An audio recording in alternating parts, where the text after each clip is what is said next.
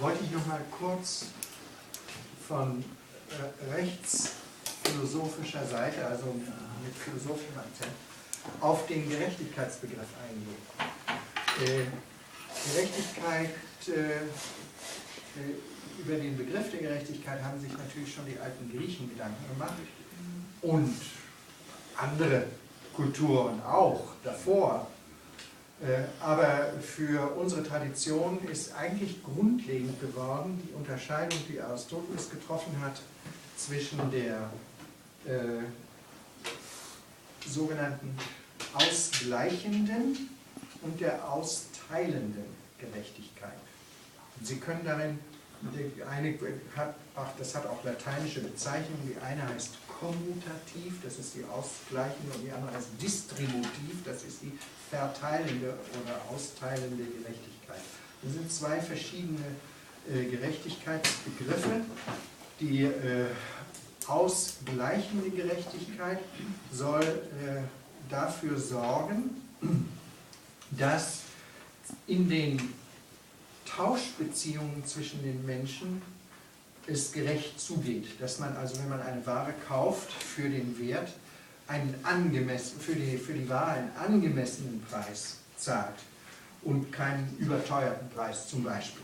Also unser Wettbewerbsrecht, das wäre eigentlich Teil dieses ausgleichenden Gerechtigkeitsbegriffs. Das andere, kommutativ und distributiv. Und in Deutsch verteilende, ne? Verteilende Gerechtigkeit. Die kommutative wird dann weiter unterteilt, also einmal betrifft es die Austauschgerechtigkeit. Und der andere Teil der ausgleichenden Gerechtigkeit ist die Zivil- und Strafgerichtsbarkeit. Das heißt, dass die Restitution, also das Wieder in den Stand setzen von jemandem in seine Rechte, die von einem anderen verletzt worden sind. Also denken Sie zum Beispiel an Grundstück, Ihnen nimmt jemand unberechtigterweise ein Stück von Ihrem Grundstück weg, ja, oder setzt den Zaun einen Meter weiter, als er eigentlich dürfte, und solche Geschichten. Dafür gäbe es eine ausgleichende Gerechtigkeit, die den rechtlichen Zustand wiederherstellt, sodass beide, besonders dass der Geschädigte wieder in seine Rechte eingesetzt wird. Und auch beim Strafrecht, wenn also Verletzungen von Leib und Leben einer Person, nicht von Sachen, das wäre Privatrecht, ne? Sondern Verletzungen von Leib und Leben einer Person zur Debatte stehen, würde auch da versucht, die Rechtsverletzung wieder zu überwinden. Natürlich kann man, wenn jemand jemanden umbringt, das nicht wieder gut machen. Das ist nicht wieder gut, sondern man sinnt dann auf Ersatzmöglichkeiten, Bestrafung und so weiter. Das also dieser ganze Bereich, Tauschgerechtigkeit, Privatrecht, Strafrecht, gehört zur ausgleichenden Gerechtigkeit, um wieder einen Zustand der Rechtssicherheit, aber auch den Zustand der gleichen Rechte für alle wiederherzustellen, wenn er verletzt worden ist. Die distributive Gerechtigkeit ist etwas anderes. Darunter fällt zum Beispiel die soziale Gerechtigkeit, was wir als soziale Gerechtigkeit bezeichnen, also Verteilungsgerechtigkeit. Da hat nicht jemand sozusagen schon unbedingt einen verbrieften Anspruch auf ein bestimmtes Gut, sondern es ist noch offen, wie das Gut verteilt werden soll oder wer Zugang dazu gewinnen soll. Zum Beispiel gibt es jetzt im Rahmen von zwischenstaatlichen Beziehungen gerade den Streit der beiden Staaten im Sudan. Da hat sich ja jetzt der Südsudan neu als Staat konstituiert. die müssen sich jetzt über die Ölvorkommen einigen. Das ist Verteilungsgerechtigkeit, distributive Gerechtigkeit. Da steht noch gar nicht fest, wem eigentlich was gehören soll, sondern das muss ausgehandelt werden. Soziale Gerechtigkeit betrifft natürlich Verteilung von Chancen, Lebenschancen, Bildungschancen, Partizipationschancen, sowohl im wirtschaftlichen Sinne als auch im politischen Sinne, sodass sie diese beiden Seiten des Rechtsbegriffs unterscheiden können. Wir müssen noch eine Unterscheidung machen. Es gibt sozusagen eine Hinsicht auf das Recht, die nimmt nur sozusagen fast nur ins Auge den Umstand, dass es gerechte Verfahren gibt. Da ist noch gar nicht ausgemacht, ob der zum Beispiel klagt, hinterher auch wirklich glaubt, sein Recht bekommen zu haben, das ihm zusteht. Die Verfahrensgerechtigkeit regelt nicht unbedingt oder garantiert nicht unbedingt, dass das Ergebnis, das beim Verfahren herauskommt, auch gerecht ist. Die distributive Gerechtigkeit hat aber mit Gerechtigkeit wesentlich zu tun, also mit einem inhaltlichen Gerechtigkeitsbegriff, wie zum Beispiel Güter verteilt sein sollen in einer Gesellschaft, sodass es gerecht zugeht in der Gesellschaft. Wir sprechen heute mehr und mehr über das Phänomen der Auseinanderentwicklung von Arm und Reich, sozusagen vom Schrumpfen der Mittelklasse, der Mittelklasse, wie sagt man? Der Mittelschicht. In Englisch sagt man Middle Class, deswegen. Der Mittelschicht und dem Zunehmen der Armut auf der einen Seite und der Ansammlung des Reichtums auf der anderen Seite. Haben Sie diese Parole der Wall Street Besetzer im Ohr, die sagen, wir sind die 99%, die leer ausgegangen sind, den Gewinn hat das 1% gemacht, die also an der Börse spekuliert haben und die ohnehin vermögend sind. Und uns hat man sozusagen im Stich gelassen. Da kommt genau diese distributive Gerechtigkeit zur Sprache.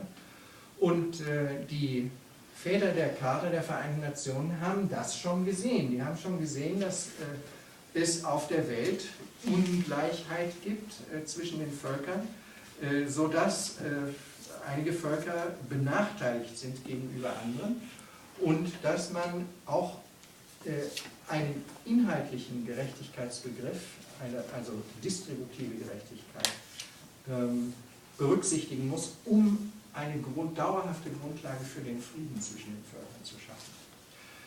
Es war eine Diskussion in den letzten 10, 20 Jahren, insbesondere zwischen den Entwicklungsländern und den Schwellenländern und den sogenannten industriellen, entwickelten Staaten, wo, die Diskussion gibt es immer noch, wo die Schwellenländer und Entwicklungsländer sagen, warum sollen wir uns jetzt in puncto Schadstoffausstoß, CO2, Beschränkungen auferlegen, wo doch ihr reichen Länder über die letzten 100 Jahre das meiste von diesem Zeug in die Luft geblasen habt. Warum müssen wir jetzt darunter leiden, dass ihr uns die Umwelt verpestet habt? Ja? Da ist es schwer, natürlich einen Ausgleich zu finden, aber im Rahmen der UNO ist man sich doch einig geworden, dass dann die wohlhabenderen Länder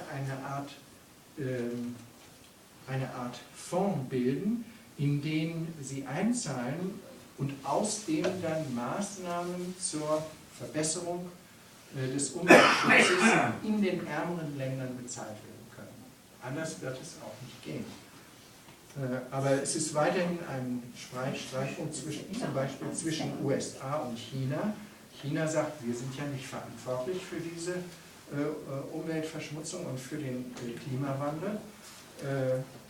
Also sehen wir nicht ein, dass wir jetzt an vorderster Front auch zur Beseitigung dieser Umweltschäden beitragen müssen. Deswegen können die Vereinigten Staaten sich nicht dazu durchringen, das Kyoto-Protokoll, oder haben sich damals nicht durchringen können, das Kyoto-Protokoll zu unterschreiben. Gut, jetzt wollen wir erstmal Fragen diskutieren, die vielleicht nicht zur Sprache gekommen sind. Ich habe mich gerade in der Pause unterhalten und mir wurde gesagt, dass die UNO auch sozusagen blinde Flecke hat. Themen, die sie gar nicht bearbeiten kann, obwohl man sagen könnte, hier liegt ein Fall von internationaler Ungerechtigkeit vor. Zum Beispiel das Kurdenproblem. Die Kurden sind kein eigener Staat und leider ist es so, aufgrund der Charta der Vereinten Nationen, irgendeine Beschwernis oder Beschwerde kann in der UNO nur ein Staat vorbringen. Und die Kurden fühlen sich also als ungerecht, als Volk behandelt, weil sie keinen Autonomiestatus bekommen können und keine Souveränitätsrechte bekommen können. Sie wissen, in der Türkei gibt es eine kurdenstämmige Bevölkerung, aber die gibt es auch im Irak und im Iran. Also wenn sich alle Kurden vereinigen wollten, das würde dann... In Syrien auch. In Syrien auch. Ja. Und das würde ein neuer Staat sein, der natürlich in die Territorien der anderen Staaten einschneidet. Ja, da scheint die UNO machtlos zu sein. Warum klappt dort nicht die Multikulti? Ja, Die Minderheiten sind und die Minderheiten sein. das ist zum Beispiel schon das Problem der Kurden, dass sie gar nicht eine zusammengehende Gemeinschaft... Es sind nur zwei, Türken und Kurden. Nein, die anderen ja auch. Die Iraker im Iran haben alle Anteile an der kurdischen Bevölkerung. Und das ist also die Tragik der Kurden, dass sie sozusagen aufgespalten sind durch die territorialen Verhältnisse in ihrem Gebiet, sodass sie sich gar nicht zu einem Volk zusammenschließen. Kolonialmächte festgelegt. Ja. Aber die Kurden hatten doch nie einen Sind sie aufgespalten worden? Ja. Was heißt? Richtig. Also durch machtpolitische Interessen. Ich würde gerne einfach das Gegenstück sozusagen dazu beifügen. Die Volksgruppe der Albaner hat mittlerweile 2 Staaten. Ja. Oder Zypern, da ist es auch nicht Zum anders. Beispiel. Und die wissen auch nicht so genau. Zypern. Ja, Es gibt auch die Uiguren in China. Die Roma. Es gibt die Roma. Belutschen auch. Ja. Auf welchem Territorium? Iran und Pakistan. Iran und Pakistan. Die Serben sagen doch, gerade was das Kosovo angeht, Ja. das war ursprünglich alles serbisches Land. Ja, das sagen So, jetzt haben die Serben sich uns eine Sicherheit erarbeitet. Wir hatten 5, 6 Kinder, wir hatten 2 Kinder. Dann waren sie die Übermacht und dann haben sie gesagt, das ist unser Land. Wie wollen sie das jetzt? Ja. In der Geschichte verändern sich die Verhältnisse. Ja. Ständig, dynamisch. Ja. Und das heißt, man muss irgendwie eine Möglichkeit der Anpassung finden. Ja, aber die Anpassung muss ja nicht darin bestehen, dass jede Volksgruppe ihr eigenes Land bekommt. Sonst würden die Südländer, also die Dänen in Schleswig-Holstein, die wollen auch ein eigenes Land, die Deutschen in Südländern, also jeder will ein eigenes Land haben, das wäre ein einziges Land. Deshalb ist hier wahrscheinlich der Anspruch nur auf eine gewisse kulturelle Autonomie berechtigt. Ja. Und so lange und auch eine Minderheitenschutz und so weiter. Ja, das weiß ich ja. Aber das Ziel ist ja dann ein anderes. Das Ziel wäre ja in dem einen Falle setzen wir, oder fühlt nicht die UNO sich dann verpflichtet, einen Staat zu gründen, oder fühlt sie sich nicht verpflichtet, die Minderheiten und die kulturelle Entwicklung dieser Volksgruppen zu ermöglichen und zu sichern, so das ist ja was völlig anderes. Und das eine ist sozusagen unmöglich, aber das andere erscheint ja doch. Ich komme nochmal auf Kant, der ja gesagt hat, das sind in dem Zusammenschluss, müssen erstmal Republiken sein, damit es friedlich wird. Ja, richtig, ja. So, und das würde in einer Demokratie ja auch meistens einigermaßen gehen. Ja, also Übrigens, wir haben ein Beispiel vor der Haustür, Belgien, Ja. wo sich die Flamen und die Franzosen Das ist auch kein Problem. jetzt zu einigen Die beginnen. Basken dasselbe. Ja gut, aber es waren so lange ohne Regierung. Ne? Ja. das ist ja kein Grund für einen neuen Staat. Ja, Ja, aber Herr Brinkmann, das wäre eine interessante Frage, verbietet denn die UNO-Charta, oder verbietet, ist vielleicht das falsche Wort, oder ist es überhaupt nicht in der UNO-Charta unter dem Aspekt Völkerrecht enthalten, dass derartige Probleme, sagen wir es mal andersrum, vor die Völkerversammlung gebracht werden? Ob das von vornherein ausgeschlossen ist? da haben Sie das Problem, wie ich sagte, nur Staaten können Vorstellungen in der UNO machen und sagen, dies und dies ist unser Problem. Nun wird die Türkei niemals hingehen und sagen, wir haben ein Problem. Vor allem die anderen auch nicht. Und die anderen auch. Weil sonst könnte ja der andere Staat das machen. Status quo. Ja, aber keiner hat Interesse daran. Dass Nein. Und im Grunde von der Philosophie der UNO her wäre ja das öffentliche Besprechen solcher Probleme möglicherweise eine Anstiftung zur Gefährdung der Sicherheit. Das Souveränitätsprinzip gilt immer noch als oberstes Prinzip mit gewissen Einschränkungen, aber nur dann, wenn die Bevölkerung eines Staates von diesem Staat so unterdrückt wird, dass die Menschenrechte dieser Bevölkerung fundamental verletzt werden. Dann sagt inzwischen, das ist auch eine neue Entwicklung, die UNO, dass sie das Recht hat, einzugreifen. Das war der Fall Libyen. Jedenfalls ist er so begründet worden. Aber ansonsten müssen sie schon staatlicher Akteur sein, um überhaupt in der UNO etwas erreichen zu können. Es gibt natürlich die Möglichkeit, dass auf anderem Wege ein Mitglied des Sicherheitsrats sich eine Angelegenheit zu eigen machen kann und diese Angelegenheit dann auf die Tagesordnung bringen kann. Aber welches Mitglied des Sicherheitsrats würde etwa diese Fragen der ethnischen Minderheiten selbst auf die Tagesordnung bringen? Das ist Ja, aber es ist ja erstaunlich, schon nicht mehr Lüge ist wie Basken, Spanier, Belgien, die und ein Krieg, Irland, das Gleiche. Ja, wie will man überhaupt wahrscheinlich? Ich denke auf gewicht diese Botschaft höre ich 2 Jahre. Aber Sie sehen vielfach, dass, was die Sache eigentlich, diese Probleme ethnischer Minderheiten auf dem Territorium eines Staates verschärft, sind vielfach soziale Ungerechtigkeiten oder Ausschluss von der Teilhabe an dem Regierungssystem, Ausschluss von der Teilhabe an der wirtschaftlichen Entwicklung. Wenn diese Fragen gelöst werden könnten, wenn man also tolerant und großzügig miteinander umginge, würden sich vielleicht diese Probleme entschärfen lassen.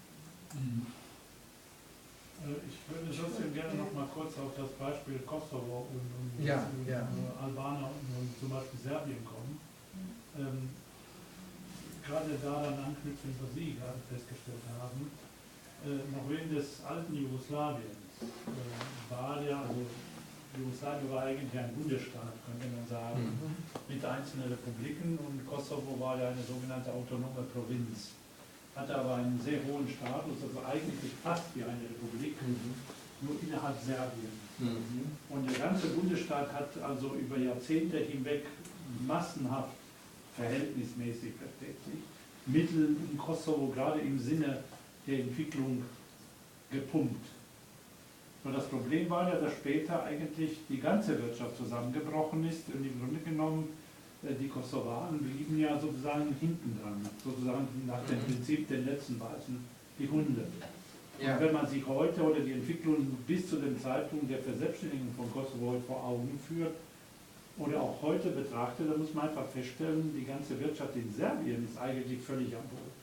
Das heißt also, gerade anknüpfend an Ihre Worte, Stichwort ausgleichende Gerechtigkeit oder verteilende Gerechtigkeit, die Serben, wenn sie auch wollten, gut, das ist später eskaliert, natürlich Nationalismus, Stichwort der Herr dort hat das berührt, die Frage, das Herz Serbiens ist in Kosovo und so fort, darüber könnte man streiten, aber jedenfalls, es ist einfach nichts da, was man verteilen könnte, wenn man es sogar wollte, weil die Wirtschaft heute in Serbien, wenn Sie das angucken, das ist eigentlich, die sind gerade zur Zeit dabei, so die allerletzten Reste des eigenen Silbers zu veräußern und eigentlich ist nichts da.